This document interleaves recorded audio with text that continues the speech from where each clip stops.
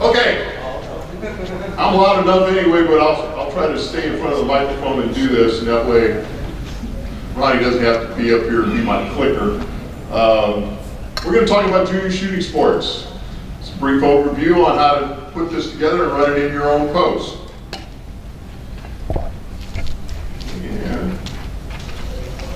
So you've heard about junior shooting. You'd like to bring it into your local post. Where do I start? Well, the national website is one place you can take a look. There's information there about how to start a junior shooting program, but as this gentleman here in the front said this morning, it ain't worth a tooth. But it's there. Other posts here in Texas that are currently involved in junior shooting. Now, I'm going to be talking primarily about my own post in Bryan, Texas. We've been running a junior shooting program for the last 7 years. We run it all in-house, and I'm not going to say we're the experts on it, but I think we do a pretty good job. Here's some of our students. They just came back from a tournament, and you can see they got a little bit of hardware when they came back. But I got anybody from the Granbury post in here? I know Julie was in here a little bit earlier. Granbury? If you didn't know it, a junior shooter from the Granbury post here in Texas was one of the national, won one of the national awards from the American Legion this year. They do not run their program in-house. They partner with a local organization in Granbury, and they support that program that way. And they got a national award winner there, which is fabulous. That's the kind of stuff we're looking for. You'll see on the banner behind them that our program is a grant recipient with the NRA. I'm going to talk a little bit about grants and partnering with other programs. This is the great state of Texas, and we kind of get along with the NRA in this fine community, but you'll find that there are other people out there that aren't big fans of the NRA, but they are a big funder. And when I talk about funding and I talk about getting grants, the NRA is your friend. Facilities. Where are we going to run this program? Well, I told you I'm running my program in a room about this size at my post home. This program is primarily air rifles, so you can run it inside of your building if you have the space. All right? So, an indoor range, that may be something that you can run inside of your own local post if you have a post home. If you do not have a post home, are you looking for an outdoor range? Even if you do have a post home and you don't have a facility that can house this program, do you have the ground around your facility to where you can set it up, run it in a parking lot, or run it outside of the building itself? Considerations when you're running an outdoor program is, who are your neighbors? How are they going to take the fact that you got a bunch of kids out there running around with air rifles shooting at stuff? And what are the local laws and responsibilities? Some communities designate air rifles as a firearm, and they will have restrictions on how you run your range and utilize firearms within the city limits or the county. So you need to take all of these things into consideration when you're looking at how you're going to set up the program. Insurance. I'm going to tell you this is very important, that you got to have some kind of insurance policy set in place. The NRA does offer a policy that will cover some of your issues. They'll cover some injuries and some property damage, and it's a relatively affordable program. I think last year the cost to run it at the Bryan post was right at about $600 through the NRA. That's a cost that you're going to have to take into consideration. It's also going to affect your general liability policy. And you're going to hear the tale of the insurer in New York City. So the Bryan Post had its general liability policy through a company in New York City. And when they found out that we were running a junior shooting program, they immediately canceled us because the fine folks in the state of New York do not believe in the NRA, and they do not support any kind of firearms program whatsoever. So when they found out we were running a program at our local post, they immediately canceled our liability insurance. Now, thankfully, there are some insurance companies here in both Oklahoma and Texas that are very happy to write you a liability policy. But as you get up and running, you may want to take a long look at your insurance policy and see what it covers and what it does not cover and where it's written. If it's written on the East Coast or the West Coast and they find out you're running a program such as this, they may have issues with you. So you may be in the market for a new insurance policy if you decide to take this on. Just giving you fair warning. Equipment. What kind of equipment do we need? You can see in the photograph, this is called a Creedmoor system. Basically, those are ballistic tarps that are behind the target boxes there. We put them up on metal frames. When we're not using them, we turn them around because the back side of them are black, and we just place them up against the wall. This particular system was purchased by the NRA for our program, and it was donated to the post. The targeting boxes, they're pretty simple. They're made out of nice wood, and they have a lead plate behind them to catch the pellets. Prior to having a Creedmoor system in our post, we just went to the local hardware store and bought the material ourselves and built our range out of stuff that you can buy right over at Lowe's or Home Depot. Took us a Saturday afternoon to put it together. We originally set up 6 firing points, and that's how we did it. And then once, as the program progressed, we were able to write a grant for the Creedmoor system that we currently have, and that's a picture of it right there. Okay, I think I covered everything there. Other equipment that you'll need, shooting mats. There's a bunch of them out there on the market.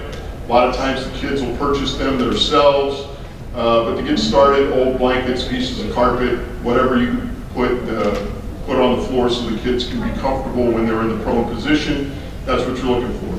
Safety glasses, every kid should have a set of safety glasses. If they can't purchase them themselves, you should be able to run down to the local Harbor Freight, Lowe's, Home Depot.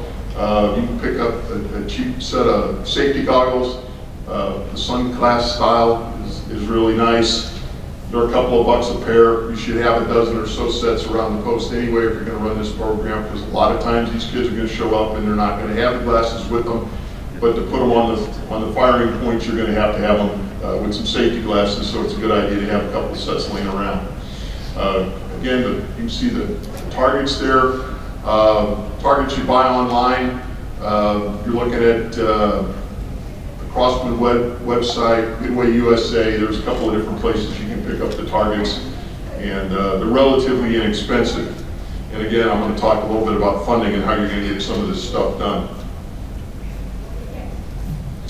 As the program grows, you're going to be looking at other stuff: shooting gloves, shooting jackets, competition slings, sighting scopes, scoring tools, and a picture of an air compressor there that was donated by the NRA. We utilize that for some of our rifles that are compressed air driven, and I'll have pictures of those as we go along. Rifles, to start with, keep it simple. There's a lot of different styles out on the market.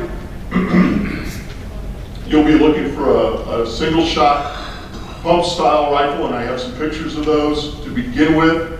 I find that the children that are involved in the program, that's the simplest tool to get them started. Depending on the location of the range, you might consider starting with 6 rifles. But as we spoke this morning, you want to have 1 or 2 extras. So if you're going to have 6 firing points, you may want to have 8 rifles. Because periodically they do need maintenance. So you want to have a couple of extra, that way you can keep everybody on the line and working.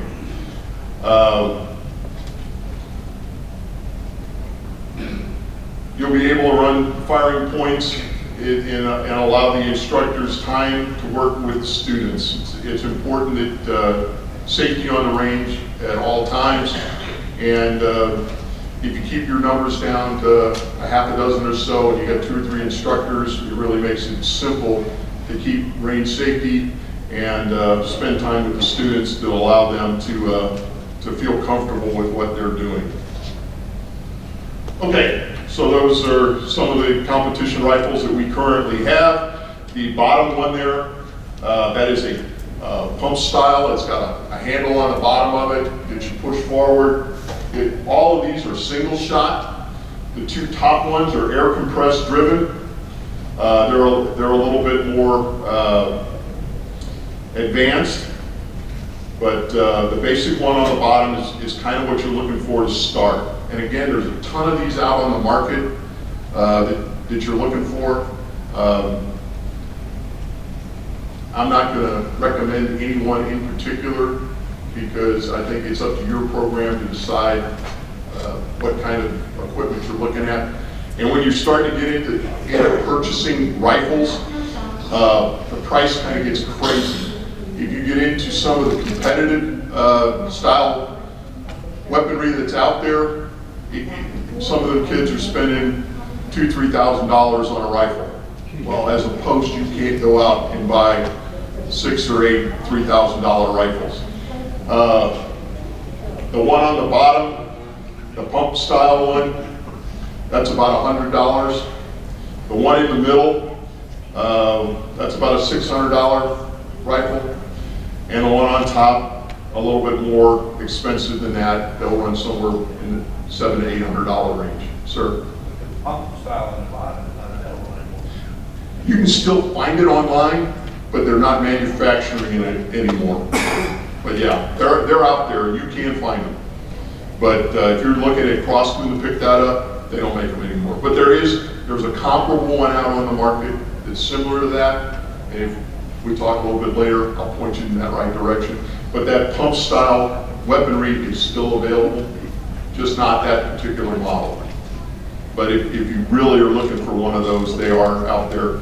You can find them on Amazon or eBay or something like that. Yes, sir? What about that club in the box? The club in a box, I'll talk about that in a little bit. All right? So anyway, that gives you an idea. And again, when I get into funding, we're going to talk about how you're buying $600 guns and buying 6 to 8 of them at a time. Now, when you're talking about age groups, for our junior shooting program, we run it from 8 to 18. Now, if you show up and you got a 10-year-old son and he's got a 7-year-old sister that want to participate in this program, we don't run anybody off. What we tell them is it depends a little bit on the child's maturity, not actual birth date.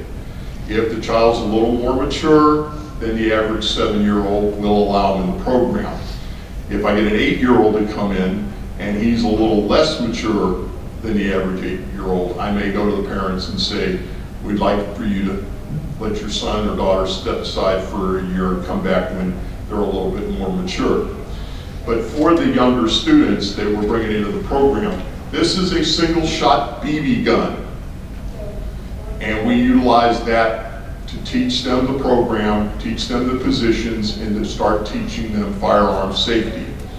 So it's a little easier to operate. Obviously, it's a pump style rifle. It's a single shot BB gun, and the range we collapse to make the distance shorter so that this weapon will actually hit the target and punch a hole in it. But that's something that you can take into consideration, is that a lot of times when mom and dad show up and they got 2 or 3 kids, they're going to want to put all 2 or 3 of them into the program, and some of them may not be of the age where they're capable of handling the different firearms that I showed you on the other slide. And this at least gives them an option to participate in the program.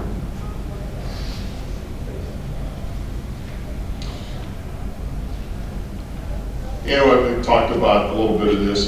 As the program grows, you'll want to transition to the compressed air competition style rifles.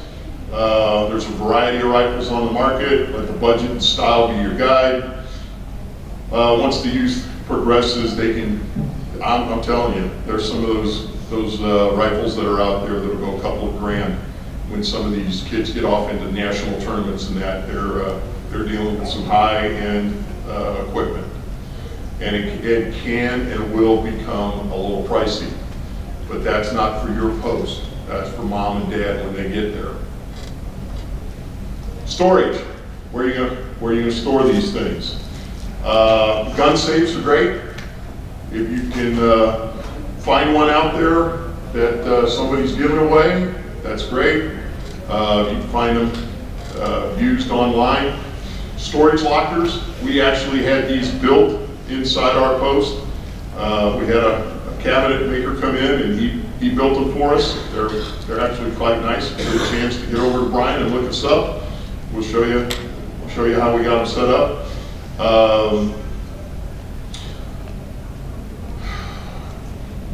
They are going to need some kind of maintenance. All of these have some kind of seal in them. You can buy the seals online and have somebody that knows a little bit about taking care of guns, replace the seals as needed. The sights, they're going to need some oil. But actually, at the end of the day, they're pretty easy to maintain. They don't take as much time and effort as your own 30-06 or whatever kind of rifle or shotgun you have at home. And because the kids are dealing with them, I'm not going to say they're indestructible, but they will take a little bit more of a beating than some of the other stuff that's out there. Partnering. Because there's a cost on this program, and again, it can cost considerable amount of money if you choose to take it on all by yourself. But you do want to look for partners in the community. The Boy Scouts and Girl Scouts, they have camps with outside facilities, and the Boy Scouts run a range out at a lot of their camps, and they're firing .22 rifles. The 4-H has a pretty active program. Church groups, Trail Life, being one of them. That's similar to the Boy Scouts, Girl Scouts programs, but it's more religious based. They're interested in this kind of stuff, and they may or may not already have a program set up that you can be involved with. Outside shooting clubs and ranges, obviously they have an interest in youth shooting because they want to bring up the next group of shooters and continue to grow their sport. You don't have to go this alone, and there are organizations that are out there that'll partner with you. They may have a range already set up. They may have some of the equipment already, but it's just up to you to go out there and find them. Like I said, Granbury does not run this inside their own house. They partner with a local, I believe, 4-H group. Is that where you guys? JROTC, yeah. The high schools, junior ROTC programs, they'll partner with you as well. We do partner with the Bryan High School, and they give us some funding to bring their junior ROTC kids into our post to teach gun safety. Lesson plans. The American Legion has a plan, and we're going to talk a little bit about Club in a Box.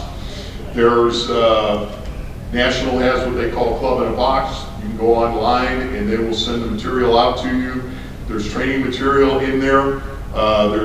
There's a guide that has all the different firing positions. They talk about Americanism. They talk about how to set up a club. They talk about how to run a club meeting. They talk about all those things right there in the box, and it's pretty straightforward. That's where we started with the Club in the Box, but we've expanded and developed the program from that. Reason being is when you partner with other organizations, and we talked about Junior ROTC. Junior ROTC at your local high schools, they have a different program than the American Legion does. And because of that, to get those kids into your program, you have to kind of meet them halfway on how you're going to teach firearm safety, how you're going to award patches, how you're going to promote the program, and how you're going to get these kids into competition. So you have to be a little flexible with this. You can't be real rigid and say, well, that's not what the American Legion teaches in the handbook. If you're dealing with the 4-H or one of the other organizations that you're partnering with, and that's where you're going to get some of your funding, You have to be flexible. You have to look at what they need and how you can bend and shape your program so it fits everybody's needs. Depending on the program you take under consideration, the NRA has a Winchester's Marksmanship program where the kids and the students in the program can actually earn patches. That's kind of where we're at right now. We still utilize a lot of the stuff that's in the American Legion Handbook, but we've kind of moved more to the Winchester Marksmanship program so the kids can earn patches. There's different degrees, and it keeps the kids involved in the program so that they've earned the basic patch and now they're looking for the advanced patch or the master's patch or whatever that may be. It gives them something to shoot at. The Legion really doesn't have a lot of that kind of stuff in their program. They don't have any of the award systems that you're looking for so that you can reward the kids for showing up and being involved and progressing. But those are a couple of different things that are out there, the lessons plans. Like I said, we've developed ours. If you want to get a hold of me later, and we can get you a copy of our program, you're more than welcome to it. Advisors and instructors. And if I'm talking too fast, slow me down, but I'm looking at 11:15. We're getting close to lunch. Anyway, the local NRA offers an instructor training course. It's a 2-day course that's normally offered on the weekends. Post 159 in Bryan has a NRA certified instructor, and he'd be happy to work with you to get your instructor certified. Background checks. You're dealing with kids. It's important that you know who these advisors are. They should be members of your post, but as I said this morning, that's not always going to be true. You're going to have parents that are going to want to be instructors. You may have a local NRA member that's now got an interest in what you're doing at your post, and he wants to come over and be an instructor. You may have a junior ROTC person that wants to come over and be involved in this. But you have to know who these folks are, and a background check needs to be done. We strongly recommend that you do that with fingerprints and a background check. If possible, they should attend some kind of youth protection training course. A lot of the local churches will run these kind of programs. The Boy Scouts and Girl Scouts definitely run these kind of programs. If you get a hold of your troop in your post, they'll set you up and get you involved in that. But you're dealing with kids, and when you start dealing with kids, you have to be aware of who the instructors are. Age groups, I talked a little bit about this already. We're talking 8 to 18, and depending on their maturity. So you're not trying to run anybody off, but you want to make sure they're capable, can they even hold the rifle that you're going to assign them? Can they function and use the pump that's on there? Because it does take a little bit of arm strength to pump that rifle and get it set for the next round. They have the capability and the physical skills to take care of that kind of stuff.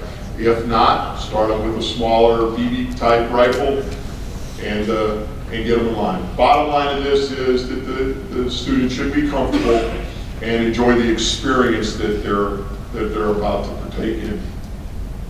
Impact on schools. As with any youth sport program, schools are important. They're vital to what you're trying to do. It's where you're going to be recruiting your kids. That's what JT talked about earlier with the Boy Scouts. You have to have a relationship with the local schools and get them involved. Obviously, you may want to partner with junior ROTC at the high school level, but your scouting groups, other organizations may be where you're going to find the people that are going to be involved. We really didn't reach out to the Girl Scouts until about a year ago. We were very active with our Boy Scout troop in-house, and I was at a 4th of July function there in town, and I got approached by one of the district representatives from the Girl Scouts, and they came to me and said, hey, you guys want to do your shooting program? You've never reached out to the Girl Scouts. And I said, I never thought about reaching out to the Girl Girl Scouts. So she took my name and number, and next thing I know, my phone's ringing off the hook, and I have now about 6 or 8 Girl Scouts that are involved in my program, which is great. Don't close the door to anybody. Understand that summertime becomes difficult for any kind of youth program, and that's why you're concerned with the schools. Kids suffer burnout. So if you're running a year-round program, a lot of times you'll lose your kids in the summer months. They go on vacation, they go off to spend 2 weeks with grandma and grandpa, they're doing other things. So you might want to consider that your program runs in conjunction with the school year, so that the kids are home, they're able to come to the post or wherever you're going to hold this program and be involved. Doesn't mean you have to shut it down in the summertime, but you may want to cut it back, or you may want to downsize it a little bit. At our post, we actually close it down for 2 months every summer. We shut it down in June and July. So other than that, we're every Monday night from 6 to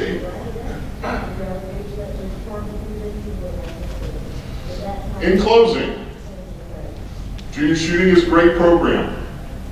Your post can be involved with it.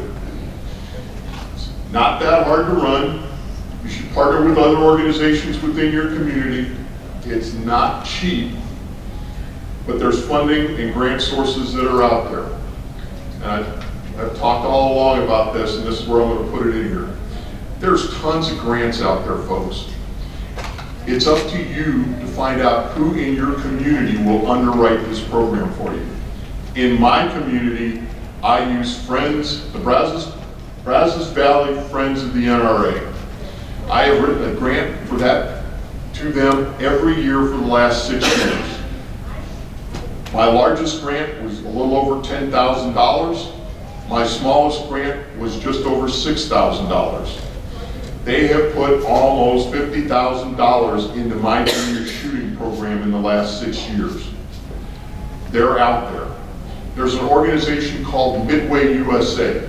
Midway USA is a company that sells sporting supplies. Bottom line, they sell targets, they sell these rifles and slings and all that kind of stuff. But they have a grant program. And what it is that every year you can apply to Midway USA once you get your program up and running, and they will send you a raffle item. This year they sent us 2 shotguns that we're going to raffle. They also sent us 40 buck knife hunting knives to be part of the raffle. All they ask in return is an attempt for you to cover the cost of the rifles. The knives are basically giveaways. So right now we've already covered the cost of those rifles, and we are now in the black. And what we're going to get off of that is we're probably going to see funding somewhere between the $5,000 and $6,000 range that we're going to bring in to our junior shooting program. There's other organizations out there that will support you. Those BB guns that I showed you, they were not bought by the post. Those were a donation by one of the local gun shops in town. He's a member of our post. He came to me and said, what does junior shooting need? And I said, I probably would like to have 3 or 4 of these little BB guns. He said, give me a model number and a brand, and I'll make that happen for you. Next thing I know, I got 4 of them showing up in my P.O. box. There are people that are out there that will support this program, and all you need to do is figure out how to get into their pocket. And that's the bottom line. When I'm telling you I got $50,000 from the NRA over the last couple of years, that is God's honest truth. I got a text on my phone just as I was coming up here. We're running a basic course at my post this morning. I got 16 kids and 5 adults sitting in my post right now learning about this program. This program is appreciated in the state of Texas. Now, if you go to California or New York, they're probably not going to like you a whole lot. All right? Down here in the state of Texas, well, I'm in Austin. That may not be true either. But most of the state of Texas appreciates this. Keep Austin weird, right? I gotta stop. My wife's doing this. Currently, I have 22 students active in my program. I have 3 NRA instructors, and I have 6 parents that periodically show up and assist. I got 22 kids in there. The top number I ever had was 32, and I actually had to break it down to every other Monday night. There was an A team and a B team. The A team met on the 1st and 3rd Mondays, and the B team met on the 2nd and 4th. Currently, I'm about 22. So we keep the numbers in there. Now, again, I will preface that with summertime, my numbers do go down. Absolutely. We'll be lucky to have 6 or 7 of them show up, but it's the reality of the age group you're dealing with and the fact that they've been involved all year long, and now mom and dad want to go to Disneyland. So it is what it is. Questions? Bobby's got his finger up. Well, don't forget to put where you're gonna be at October 19th. Oh, October 19th, I'm going to be somewhere up in Bobby's neck of the woods. We're going to be in Marshall, right? We're going to be in Marshall. We're going to put this on again. 267. At 267. Chris Holt. Yes, sir. Just to go along with that, I'm pretty sure I don't need a microphone. But last year the NRA did send us 4 of those black rifles that you showed, Cody. And we're currently working with the 4-H to get going because their 4-H instructor is NRA certified. Hey, thanks for pulling up the ball game there, buddy. Texas or Oklahoma is ahead of Tech right now, 7-0 in the first quarter, by the way. You did it before me. Hey, we'll be all right. Don't worry. So either way, get a hold of the NRA and fill out the grant money because they will send you what you ask for. We asked for 4, and then we got with the 4-H in our community in Quanah, Hardin County, and little did I know, he is also eligible to be an SAL member, and he's trying to help get the SAL going in Quanah now. So it goes hand in hand, like Tom is saying, it brings the community together. Thank you. Absolutely. Thank you, Chris. Again, if you're going to write a grant, and if you're going to get this program up and running, I recommend that you do write a grant. Contact either myself or one of the JSSB members at my post, and we're going to get you a copy of one of our grants that we've written in the past. The NRA is very happy to support this program. And there's other pat the NRA on the back because they are very kind to my program. I'm very happy with it. But there's other organizations that are out there that are just as willing to support this program and get involved. But I've never had them turn me down. We've asked for some pretty high-end stuff. That Creedmoor system that I showed you, our range is 12 firing points inside the building. That Creedmoor system cost them almost 10 grand to put it in my post, and they were happy to do it. So the money's out there, and again, I'm not going to half-step and tell you that you can put this up for nothing. It's not a free program, but I believe in it, and with the right people involved and with the community involvement that you can get from your local community, this is a fabulous program and it does a lot of good. Any other questions? Yes, sir, Richard. The club in the box. Yes, sir. I filed, asked for information on it to the TSRA. Got no response. Are they the ones that do that, or is it? No, that's the Legion. That's Legion, Club and Box. Club in the box is what? Legion, American Legion. American Legion. Oh, okay. That's American Legion. I didn't know that, because that's what, I saw Club in the box. TSRA, yeah. TSRA. Yeah, They no, never responded. they didn't respond to you? Yeah, but that's, the Club in the Box we're talking about is Legion. You just respond to National Legion? Yes.